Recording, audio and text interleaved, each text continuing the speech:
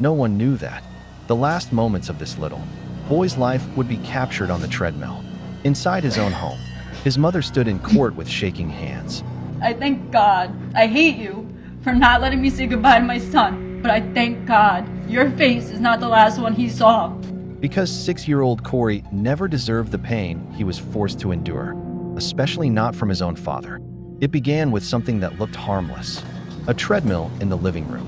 But what happened on that treadmill was anything but harmless.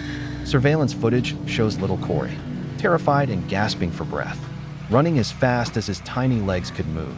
Beside him stands his father, Christopher Gregor, watching him closely, not with concern, but with pressure. Cory stumbles. He trips. He falls face first onto the ground. And before he can even cry, his father grabs him and throws him right back on the moving belt. 6 times. 6 brutal falls. 6 times Cory's small body hits the floor. And 6 times he's forced to get back up and keep running. This wasn't exercise. This was punishment disguised as weight loss. Cory ran for hours that day, long after he said he was tired, long after he begged to stop. When they finally went home, Cory told his father he felt sick.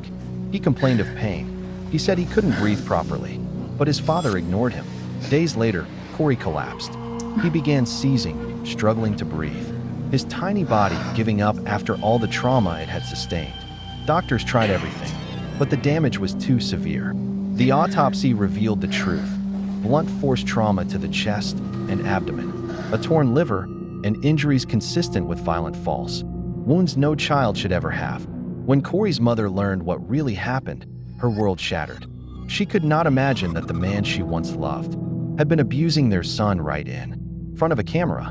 In court, Gregor held his head down and insisted. I want to assure you that on April 2nd, I did nothing to cause Cory's passing. I didn't hurt my son.